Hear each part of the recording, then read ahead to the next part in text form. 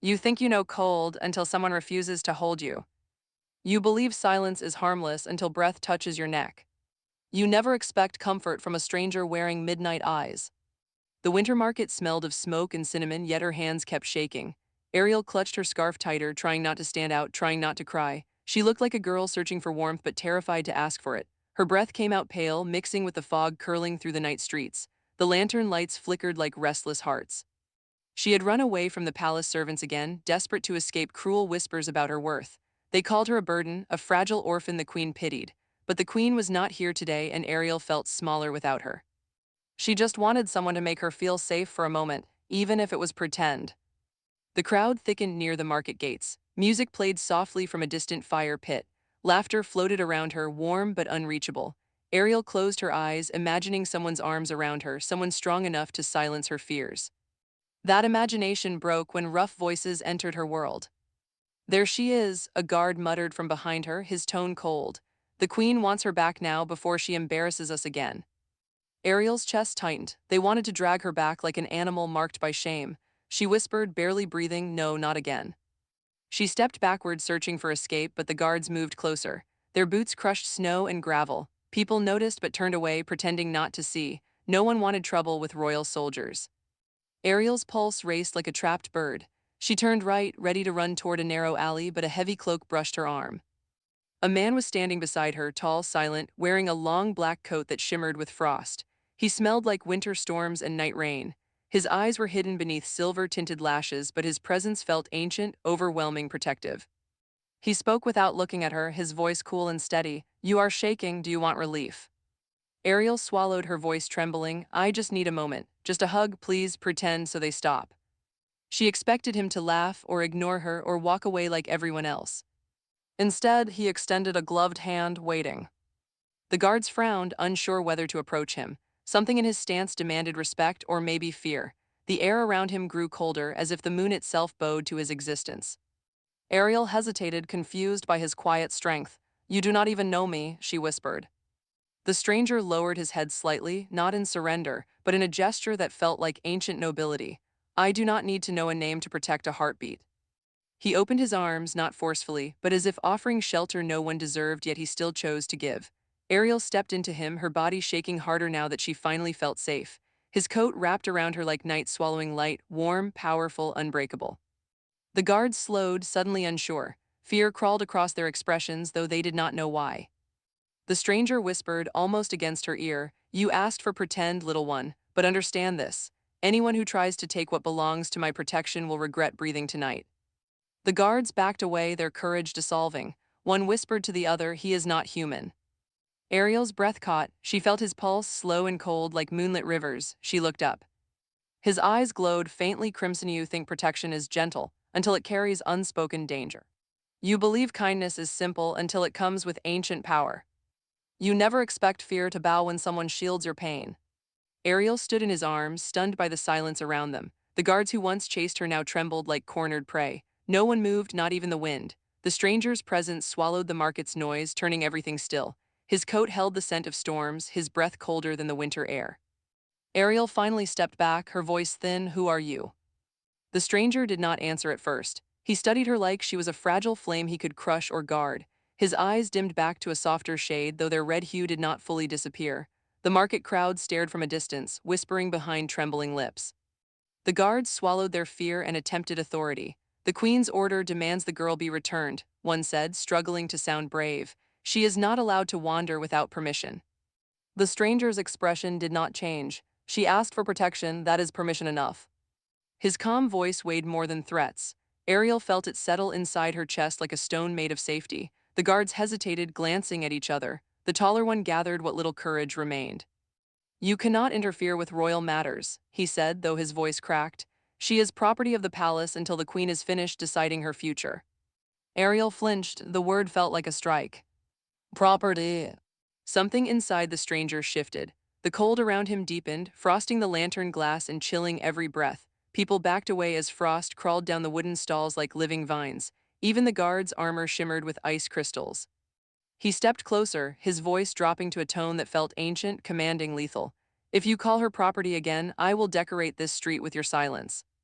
The guards stumbled backward, horror widening their eyes. They understood now. He was not merely a traveler nor a palace noble, he was something older, stronger, feared.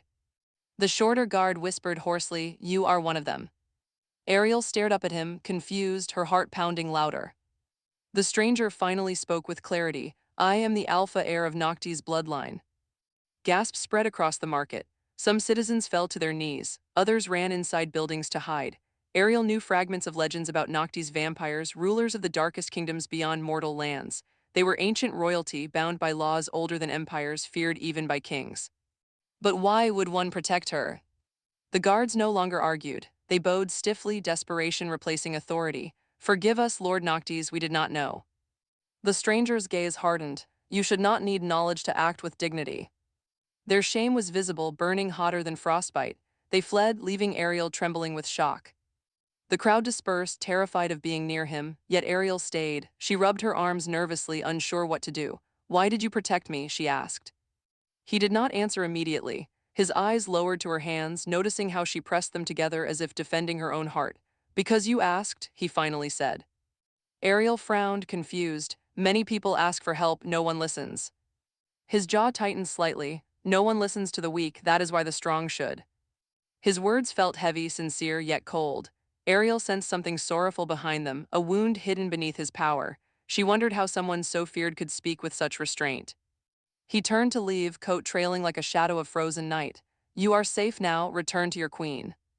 Ariel stepped forward instinctively. "Wait, what if they come again? What if they punish me for running? What if I am forced to stay locked away again?" The wind paused as if waiting. He looked at her over his shoulder, eyes unreadable. "Then ask again, not for pretend, for real protection." Her breath hitched. "Where will I find you?" The alpha vampire's lips formed the faintest trace of a promise. "You will not need to find me, I will hear your fear." Before she could speak again, he vanished into drifting fog, leaving the air warmer, as if darkness itself bowed to his command. Ariel stood alone, and yet, for the first time, she did not feel abandoned. You think safety is simple until danger hides behind kindness. You believe enemies attack loudly until they smile while hurting you. You never realize who watches you until your fear starts whispering. The palace halls felt warmer than the market, yet Ariel's heart still shivered. Torches glowed against marble walls and servants bowed as she passed, but none offered a genuine smile. They watched her like she was a secret waiting to be judged. Her steps echoed, fragile and slow. The queen sat on her throne of pearl and silver, a regal woman with soft eyes and tired shoulders. She was not cruel, but she was distant, weighted by royal duties and endless politics. Ariel bowed respectfully, waiting to be scolded. But the queen surprised her. "You ran away again," she said gently. "Tell me why." Ariel looked up nervously. She wanted to speak the truth, but the words refused to come. She did not know how to explain loneliness inside a palace bigger than any home she had ever known. A voice interrupted from the side. "She ran because she thinks she is unloved." Ariel stiffened. Someone was standing in the shadows. A young noble dressed in elegant gray layers stepped into the light. Prince Callan, the queen's nephew, known for his calm smile and quiet nature. He always watched people with too much interest, as if he studied their weaknesses rather than their words. The queen frowned softly. "Callan, do you think she is unloved?" Callan bowed politely. "I only speak what everyone whispers." His eyes slid toward Ariel, gentle but sharp. "They say she has no blood, no name, no true place here. Some servants call her Charity." Ariel's stomach twisted. His voice was kind, yet every word cut deeper than cruelty. The queen sighed, troubled. "Those whispers have no authority. Ariel is under my protection." Callan smiled as though impressed. "Then she should learn how to behave like someone worthy of royal care." The room felt colder again, but not like the market. This cold came from hearts, not winter. Ariel lowered her gaze, ashamed though she had done nothing wrong. The queen dismissed the court and motioned to her kindly. "You are family to me," she whispered, "but you must understand this palace carries heavy rules. You cannot run without permission again, it puts you at risk. Many eyes watch you." Ariel nodded, forcing a soft, obedient answer. "I will try to be better."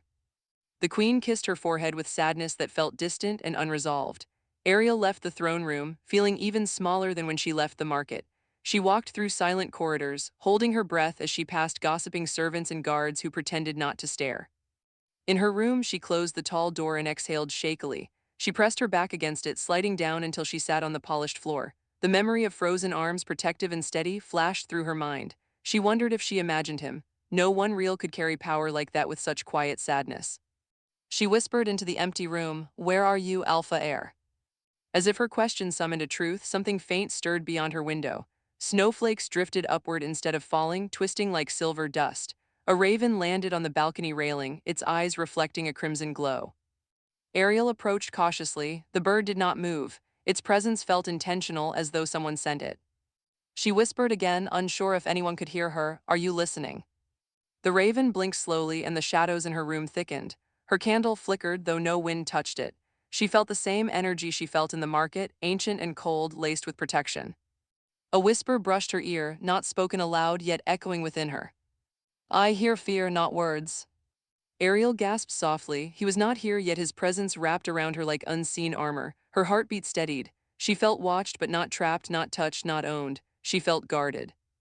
Before she could ask another question, the raven spread its wings, scattering ice along the balcony. It disappeared into darkness, leaving a single black feather shimmering with frost. Ariel held the feather close, breath soft, heart new. But outside her room, Prince Callan watched through the half-open door, his expression unreadable. He whispered to himself with a calculating smile, "So the stories were true. The Noctis bloodline still chooses their prize." And he left quietly, carrying dangerous curiosity with him. You think curiosity is harmless until it tastes your weakness. You believe royalty protects you until power wants to own you. You never fear kindness until someone watches who offers it. Ariel awoke before dawn, her fingers still curled around the frozen feather. Pale morning light slipped through her curtains, but the cold in her room did not lift. It was not frightening, only solemn, like a silent guardian breathing nearby. She sat at her mirror, brushing her tangled hair with slow strokes. She traced the bruise of loneliness beneath her eyes, a bruise no one could see but her heart always felt. The palace might give her food, clothes, comfort, but it could not give belonging. A soft knock broke the quiet. Prince Callan stepped inside, holding a tray of warm bread and herbal tea. His smile was gentle, almost apologetic. "You left the throne room so quickly yesterday. I wanted to make sure you ate." Ariel forced a polite smile. "Thank you, you did not need to do that." Callan placed the tray near her, observing the cold air in the room. "Strange chill," he said softly. "Did you leave the window open?" Ariel hesitated, glancing at the balcony. "No, it was closed all night." Callan's eyes lingered on her, thoughtful. Then he stepped closer, lowering his voice carefully. "I heard rumors after yesterday. The guards mentioned a man who protected you." Ariel felt her heartbeat spike. She tried to sound calm, just a stranger, nothing more. Callan tilted his head, expression warm yet invasive. "The Noctis heir is not just a stranger." She froze, unable to deny it. Callan smiled like someone who just solved a puzzle. "Ariel, do you understand what it means if he notices you?" She shook her head slowly. "No, I do not." He leaned closer, voice hush and heavy. "Vampire royalty does not protect humans without purpose. If he stands between you and danger, it means you are valuable to him. Something rare, something he might claim." Ariel's breath caught, her thoughts scattering like dust in storm winds. Claim her? How? Protect her from what she did not understand? Callan continued, eyes shimmering with interest. "If he chooses you, the court will panic. Alliances will shatter. Every noble will want to use you. Someone with no name suddenly becomes the bridge between two realms." He lifted the frozen feather lightly, as though examining forbidden proof. "And bridges often break." Ariel snatched the feather back, holding it firm. "He is not using me." Callan smiled with patient cruelty. "Perhaps not yet, but you cannot tell what ancient creatures desire. They do not love like humans, they collect what fascinates them." His words struck deeper than insults ever could. Fear crawled into Ariel's chest, not of the alpha vampire, but of the world watching her because of him. Before Callan could say more, a violent crack echoed across the window. They turned sharply. Frost spread over the glass like a warning, forming silent fangs. Callan took a step back, his confidence flickering. The temperature plunged. Ariel's candle turned to ice. Shadows gathered at the edges of the room, heavy with intent. A voice entered their minds, cold as moonlit steel. "Do not frighten what I protect." Callan gasped quietly, clutching his throat as if the air around him turned hostile. Yet Ariel stood unharmed, untouched by the cold that thickened with anger. The voice deepened with ancient command. "Speak of my intentions again, Prince, and you will learn them firsthand." Callan stumbled back, bowing stiffly toward the darkened corners. "Forgive me, Lord Noctis." The cold loosened, withdrawing like a shadow stepping behind its chosen. Yet its presence remained, pulsing faintly near Ariel, not threatening her, guarding her. Callan hurried out of the room, leaving the tea untouched and fear lingering like a scent. Ariel sank onto her bed, clutching the feather tightly. She whispered into the quiet, "What do you want from me?" The answer came without sound, crawling along her heartbeat.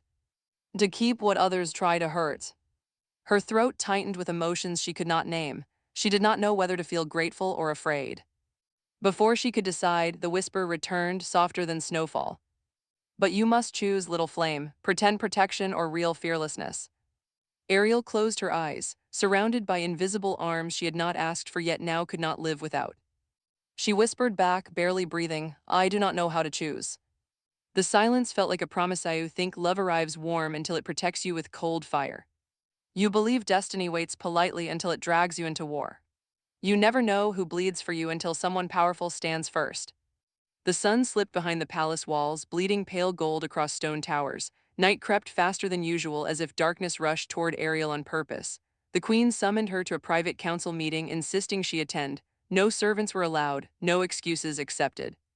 The room was lit by tall crystal lamps, their flames trembling. The council sat around a long ebony table, their faces sharp with curiosity and fear. Prince Callan stood at the far end, unreadable. The queen watched Ariel with soft sorrow. "Something has changed. The guards speak of a Noctis heir protecting you." She paused, troubled. "Is this true?" Ariel swallowed. She remembered his arms around her, the frost that commanded obedience, the whisper that shielded her. She could not deny what happened. "Yes," she admitted quietly. Murmurs erupted. Some council members stood in alarm. One elderly lord slammed his cane. "The Noctis bloodline is forbidden in this kingdom." "Forbidden to rule," another corrected, voice tight. "Not forbidden to choose a bond." Their eyes turned toward Ariel like she was a threat, a flaw, a prize to be fought over. She backed away slightly, fingers trembling. She felt like an animal cornered in velvet walls. The queen raised her hand, silencing them. "We must protect Ariel. She has been loyal and honest. We cannot treat her as a tool." The council disagreed. "The girl is an orphan with no lineage," a noble argued sharply. "If she becomes his chosen, she inherits Noctis' power. Nations will hunt us." Another hissed, "Some will force marriage to control her. Others will assassinate to prevent alliances." Their words carved fear into her bones. Ariel stepped back, desperate to disappear. Prince Callan finally spoke, voice smooth and careful. "We should not fear her, we should fear who claims her. The Noctis heir does not act randomly. If he offered protection, then she already belongs to his decisions." Ariel froze, anger and fear flashing together. "I am not something to belong to." Callan bowed slightly, feigning respect. "I merely speak the truth. Vampire royalty chooses with intention, and once chosen, humans rarely escape it." His tone held no cruelty now, only cold logic. That made it worse. Before the queen could reply, every lamp in the room went out at once. The room plunged into black. Embers of moonlight crawled across the floor. Shadows tightened, forming a circle around Ariel alone, shielding, separating, claiming. A voice emerged from the dark, louder than thought, deeper than breath. "She escapes only if she wishes it." Light flashed. Standing beside Ariel was the Noctis heir, the alpha vampire, his coat trailing frost, his eyes glowing with a vengeance as old as hunger. No one opened the door. No one heard him enter. He was simply there. He surveyed the council like a king judging lesser kings. The queen bowed her head slightly, not from fear but respect. "Lord Noctis, we did not summon you." "You spoke her name," he answered softly. "That is enough." His gaze shifted to the nobles who whispered of marriages and assassinations. His voice sharpened. "She will not be forced, she will not be bargained, she will not bleed for politics." The temperature plunged, frost cracked across the table. The nobles trembled as their breath turned white. Princess Callan tried to hold his composure. "Then what do you intend to do with her?" The alpha vampire lowered his head slightly, every word slow and deliberate. "Protect her until she no longer needs me." Callan frowned. "And if she always needs you?" The alpha heir looked down at Ariel, his crimson eyes dimming softly. "Then I will stay." Ariel's chest tightened, breath shaking. She whispered, "But why me? I have nothing, I am no one." He reached out, a gloved hand lifting her chin gently, forcing her to look at him. The room fell silent, afraid to breathe. His voice softened, calmer than moonlight. "You ask for protection without demanding power. You seek comfort without seeking control. In a world of manipulators, you are not trying to win, you only want to live." His eyes deepened, a promise hidden inside danger. "That makes you rare." Ariel's heartbeat stumbled as if learning a new rhythm. The council watched, terrified, as an ancient bond formed not through force, not through destiny, but through understanding. But danger was not finished. The doors burst open. Bloodied guards collapsed inside, gasping. "Your Majesty," they choked. "The Crimson Order is here." Hunters surround the palace. The queen stood, eyes fierce. Callan stepped forward with shock. The council panicked. Ariel's protector turned slowly, his expression turning lethal. "They come for her." The lamps reignited, roaring with blue flame as if bowing to his fury. This is where you think danger arrives with noise until death walks in silence. You believe fear breaks you until something stronger demands to live. You never understand love until protection becomes a choice, not a cage. The windows shuddered as arrows dipped in venom struck the palace walls. Horns echoed through the night, cold and relentless. The Crimson Order, hunters of ancient bloodlines, marched outside with blades forged to kill vampires and enslave their chosen humans. Panic seized the council, but the Alpha heir stood motionless, his gaze sharpening like moonlit steel. Ariel clung to the frozen feather in her hand, heart pounding against her ribs. "They want me," she whispered. "They want power through you," he corrected, "and they will not have it." The queen stepped forward, determined. "We have archers, guards we can defend." "Against humans, yes," he interrupted calmly. "Against hunters starved for blood magic, no." His eyes burned crimson, reflecting imminent war. Callan moved toward the queen protectively, but his voice trembled with fear. "What do they plan to do with her?" The Alpha heir answered without looking at him. "Bind her blood to their blades, turn her into a weapon to kill my kind." Ariel's lungs twisted, cold spreading through her chest. The queen's face hardened with horror. "We must hide her." The Alpha vampire shook his head. "They have already scented her, they know she is chosen." Ariel stepped forward, voice fragile yet steady. "If I go to them, they stop, no one else dies." His head snapped toward her, expression sharp. "You think sacrificing yourself is noble, it is ignorance." "You cannot fight the whole order alone," she whispered back. His voice dropped, heavy as snow-crushing branches. "I am not alone, I am Noctis." The doors burst open again. This time it was not guards. Wind howled through the chamber, carrying black feathers that cut like shards of ice. Ravens gathered upon the shattered glass skylight, their wings echoing power. Shadows crawled up his arms like armor, forming plates of frozen night across his body. His voice thundered with command. "Noctis, awaken." The floor cracked, releasing a surge of cold mist. From it rose figures cloaked in darkness, their eyes glowing with blood moonlight. Royal Noctis warriors, bound to him by ancient law. The council stumbled back in fear as the throne room filled with silent soldiers of night. Ariel stared, breathless. She had asked for a pretend hug and received an army. The hunters outside broke into formation, shouting battle cries. The Alpha heir looked down at her once more, voice soft inside the storm. "Stay behind me, not as property, not as obligation, but because I choose to protect what chooses to live." Ariel trembled. "What if I choose to fight beside you?" For the first time, his eyes widened, not with anger, but with something fiercely human. Pride, fear, longing. "Then it will no longer be protection," he murmured. "It will be bond." The palace doors shattered, hunters flooding in with red-coated armor and venom blades. The Noctis heir raised his hand, shadows slicing the air like winter storms. "For the living heart that refused to bow," he roared, "destroy them." The battle exploded. Blue flame clashed with red steel. Vampires moved faster than arrows, shadows tearing through blood-soaked air. Hunters struck back with venom that burned like holy fire, their screams mingling with steel. Ariel ducked behind a pillar as a hunter rushed her direction. Before she could react, a frost-sharp raven tore its throat open, falling to her feet. She stared at the bird's red feathers, understanding its sacrifice. She stepped out, clutching a broken spear. Fear surged, but something louder rose inside her. She no longer wanted to be hidden. She wanted to live, not survive. A hunter charged. Ariel lifted the spear clumsily. Before the blade reached her, a hand caught at his hand. The Alpha heir crushed the weapon to ash. "Fighting does not always mean bleeding," he whispered. "Sometimes it means choosing to stay alive for someone." Ice rippled outward, shattering every weapon touching the floor. Hunters froze mid-attack, trapped in cages of frost. The Noctis heir lifted his arms, ravens screeched, shadows tightened. Blue fire imploded. Silence returned. Every hunter lay unconscious, bound by ice and dark vines. None dead, none slaughtered, only defeated. Vampire royalty killed only when necessary. Tonight was protection, not war. The queen exhaled with relief. Callan bowed, finally understanding the weight of what Ariel carried.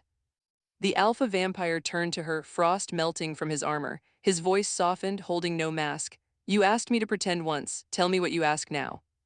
Ariel stepped closer, her voice steady, fearless. Do not pretend, stay, not because I need protection, but because I want to choose you. Silence pulsed like a heartbeat between them. His eyes darkened with something warmer than flame and older than time. He bowed his head slightly like a king offering his oath. Then I stay, not as master, not as savior, but as the one who heard your fear and found something worth protecting. The ravens vanished into moonlight, the frost receded, dawn slowly broke across a peaceful kingdom. And in its first light, a girl with no bloodline stood beside an ancient heir, not as property, not as prize, but as a chosen heart refusing to bow. Final lines. The cold no longer frightened her, because she finally knew who kept her warm.